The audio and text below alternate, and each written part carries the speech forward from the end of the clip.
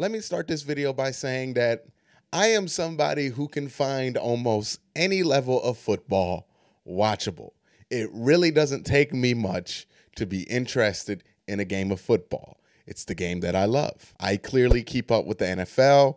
I love college football.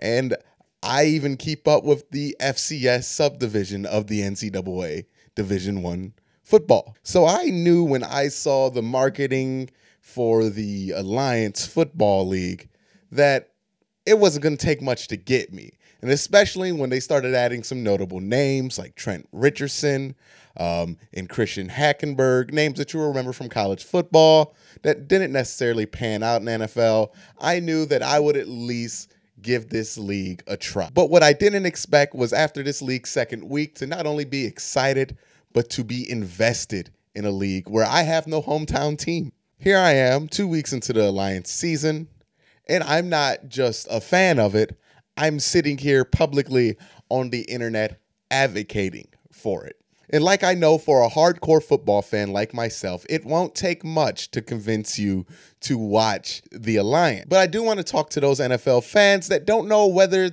the Alliance is going to be good football, worth their time, or is it going to be more or less of what the XFL was in the early 2000s. But I want to talk to you guys and convince you about why you should care about what is essentially minor league football.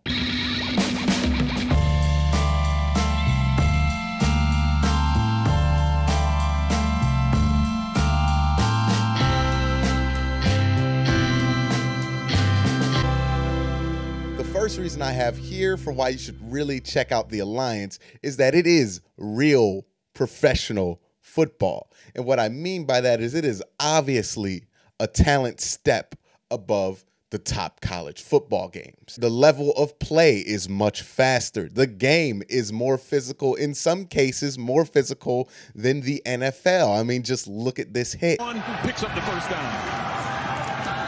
Barkovich never saw the game is more free and balanced without the penalties seeming like they're overly adjusted for offensive success. There's a fan atmosphere, especially in San Antonio and Birmingham, that gives you those big game kind of feels, because I know how it's like to watch a college football game and in the audio you don't hear, you can tell there's like nobody there. There's nobody really passionate about the game, and it makes it hard to get into. With the AFL, especially with San Antonio and Birmingham, it looks like there's already a good size passionate fan base out there. I mean, I was just watching the San Antonio game today, and there were timeouts that had to be called because it was so loud in the Alamo Dome. It's not the 70 to 80,000 that the NFL is going to pull every week in every stadium, but a good Alliance team is probably going to bring in anywhere from 15,000 fans to 30,000 fans, which is a good enough number to feel like you're watching a real deal football game as far as crowd noise goes. And since the league is made up of these on the cusp of an NFL roster, bubble guys that have been in the league 3 years or, in and out, the intensity in these games are right up there, because these are guys not only playing for their teammates and the league and their paychecks, but they're also playing because they desperately want to get noticed by an NFL scout. And they realize with these games being on CBS, nationally broadcast with good exposure behind it, that this is going to be something that scouts are watching, and an excellent opportunity to get a second chance in the NFL. So the intensity level is right up there with what you would expect from a professional sport. Second reason NFL fans need to watch the Alliance and support it. This is gonna make the NFL much better.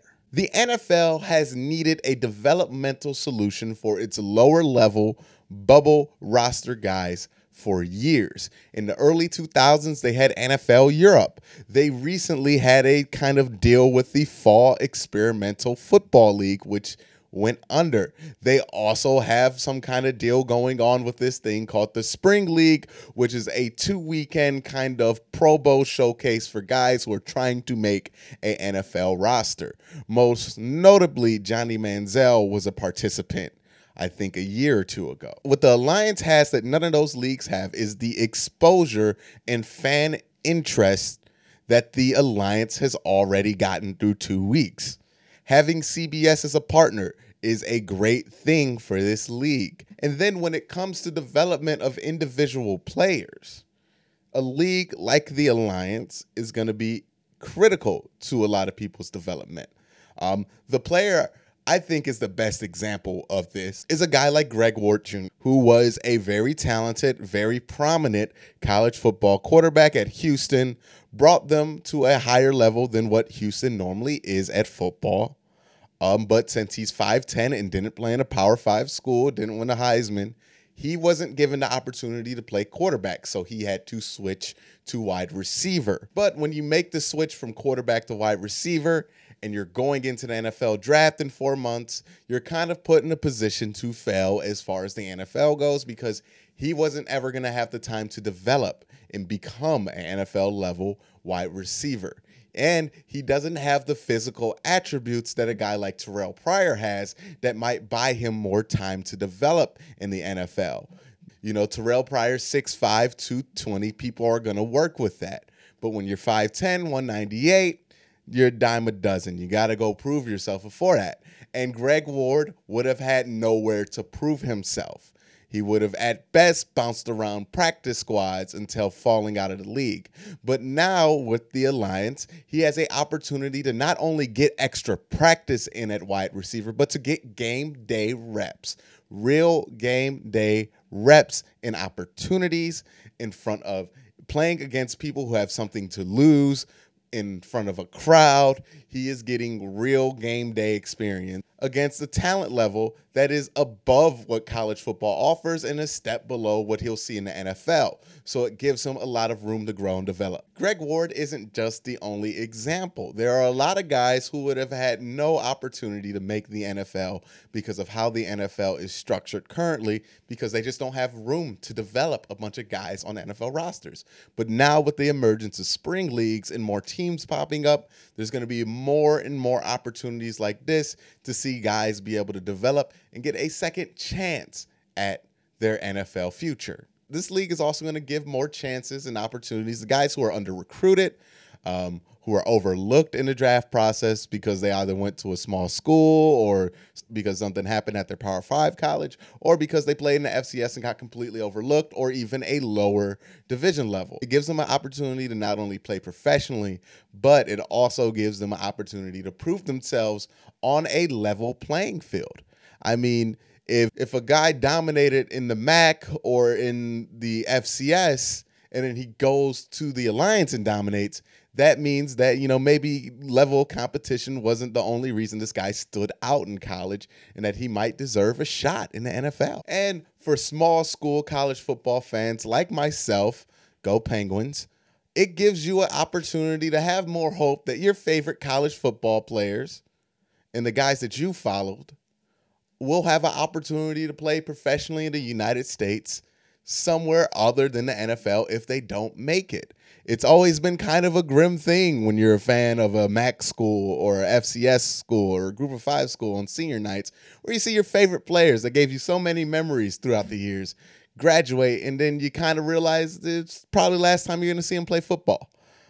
So this gives them an opportunity to not only prove themselves and hopefully make an NFL roster, but to just continue their career and continue the dream further and longer. And isn't that what we want? The third thing I have down here is that it is a look into what the future is for the NFL TV experience. Now, I believe part of what the Alliance's deal with CBS is that CBS pretty much gets to beta test a bunch of broadcast elements that they have been dying to try to integrate with the NFL. And some of these are huge hits.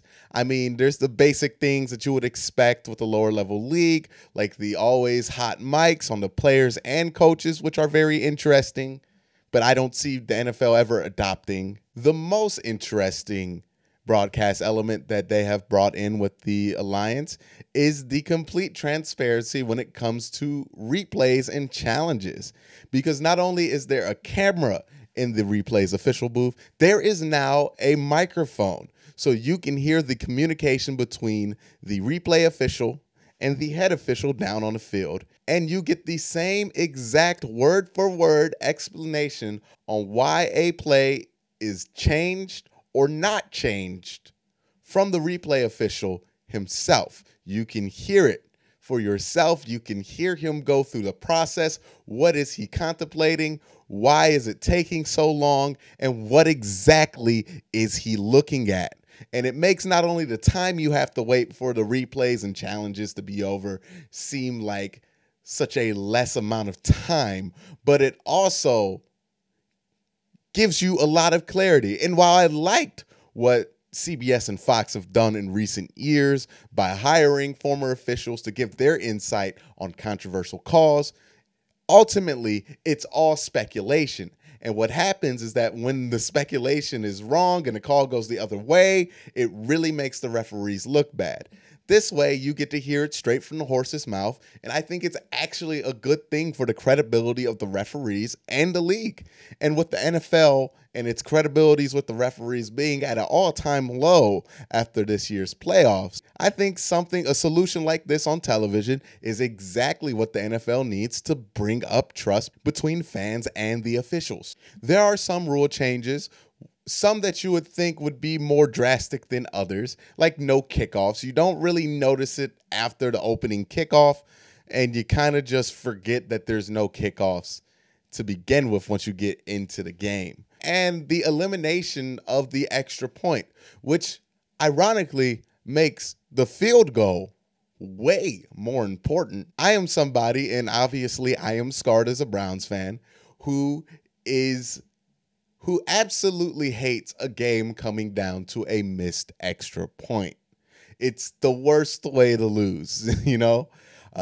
So to me, if you lose a game because of a failed 2-point conversion or a failed field goal, that's something that's easier to get through. But when it's a damn extra point, it's just frustrating and nobody's happy. So getting rid of the extra point gets rid of that element while still making the kickers really important because of the 2-point conversion rule. Since 2-point conversions don't get converted at a high rate, makes those 3 points you get from the field goal really important. It's a very interesting system that they have in the AFF, and I think it's something that the NFL should definitely adopt because it doesn't decrease the importance of anybody. It makes the game move quicker, and it's more exciting for the fans to watch. And that brings me to the actual TV experience of just sitting down and watching an Alliance football game. And the experience has been really good. A little bit up and down with some of the audio elements in the first week, but as the second week has gone by, it seems like those problems have been less and less prominent. There's a reduced play clock and less TV timeouts, so the game feels like it goes faster without feeling like it's rushed or condensed unnecessarily, which ultimately means that there's just less filler time in an Alliance game and there's a lot more action. Also, if you're a fan of the NFL and you watch a lot of NFL, especially if you're a fan of an AFC team, the broadcast is going to be extremely familiar to you because it is the NFL on CBS kind of broadcast. And it's the exact same level of production and quality and play-by-play announcers that you will get on your average Sunday football game. And that really does give the Alliance this extra layer of legitimacy and quality that adds to a already great package. Now, while I realize that a spring football league is always going to be an inherently niche product that's probably going to be enjoyed by football's more hardcore fans, it doesn't mean that it's not a product worth looking at if you don't consider yourself a hardcore fan. If what you like is football and a more physical game, you get it with the Alliance. If you are a hardcore fan and you do want to watch more football, you have even more reasons to support this game because the better the spring leagues do, the better the football is going to be in the NFL. Because as we know, injuries happen in the NFL. And sometimes these guys who are at the bottom of a roster, they play. And would you rather have guys who have experience playing in the spring who may be able to actually add something to your team, or would you like to Throw a guy out there who's been on practice squads for 3 years and ain't seen a real game in 4. So that's just going to make the league better. It's going to make small things like the preseason better, because after your starters do their 2 series and they get out of there in the preseason, you now could have a reason to watch, because maybe your favorite Alliance player is trying to make your favorite team. Maybe the level of play that's going to be at the 3rd and 4th quarter of a preseason game is going to be even better, because those guys aren't going to be rusty. They're going to be just coming off of a season in the spring. Imagine it's in the middle of the season and your team has to sign an emergency wide receiver, and they sign a guy who played in an Alliance that you know pretty well. And instead of getting demoralized, you might be able to get excited, watch a few highlights, and have more hope for the week coming up, because you've seen this guy be successful in a professional environment. Either way, the success of these spring leagues are only going to help the NFL be a better product. And at the end of the day, us hardcore football fans, isn't that what we want? And that's going to be it for today's video. Thank you guys for watching. Let me know in the comment section down below, are you interested in watching the Alliance? Has it piqued your interest yet? Is it something that you were originally reluctant to, but as the weeks go on, you find yourself more and more intrigued to check it out? Let me know how you feel about the Alliance and if you'll be checking it out. And also, don't forget to hit the subscribe button. Don't forget to hit the like button. Thank you guys for watching. My name's Quincy Carrier, and this has been Worst Take. Have a great night.